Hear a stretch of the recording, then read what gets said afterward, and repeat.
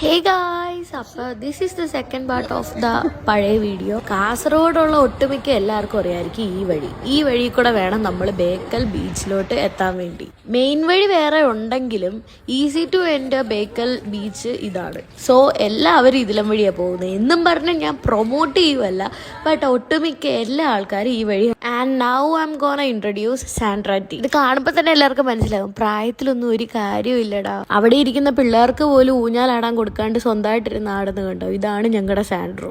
പിന്നെ ഇത്രയൊക്കെ കെട്ടിയൊരുങ്ങി വന്നിട്ട് ഫോട്ടോ എടുക്കാണ്ട് പോകുന്ന മോശമല്ലേ.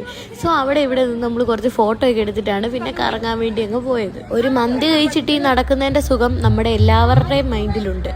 And we found a place. എല്ലാവരും അവിടെ ഫോട്ടോഷൂട്ടും മറ്റേ ബർത്ത്ഡേ സെലിബ്രേഷനിലൊക്കെ നടത്തുമ്പോൾ ഞങ്ങൾ അതിൻ്റെ എല്ലാത്തിൻ്റെയും നടുക്ക് പോയി അങ്ങ് ഇരുന്നിട്ട് പിന്നെ എല്ലാവരെയും പറ്റി നമ്മളിങ്ങനെ സംസാരിച്ചുകൊണ്ടിരിക്കില്ല. ഒരു പിക്നിക് വൈബ് തന്നെ. നമുക്ക് ഇങ്ങനെ ആദ്യമായിട്ടാണ് ബീച്ചിലൊക്കെ പോയിട്ട് അങ്ങോട്ടും ഇങ്ങോട്ടും തെണ്ടി തിരിയാണ്ട് ഒരു സ്ഥലത്തിരുന്ന് നമ്മൾ സംസാരിക്കുന്നത്. And it was fun.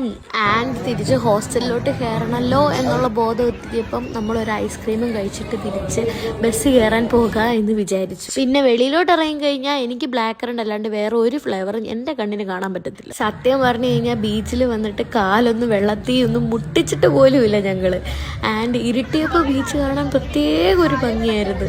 Last നമ്മൾ അവിടെ നിന്നൊക്കെ ഇറങ്ങി നേരെ ബസ് കയറാൻ വേണ്ടി സ്റ്റോപ്പിലേക്ക് അങ്ങ് പോയി.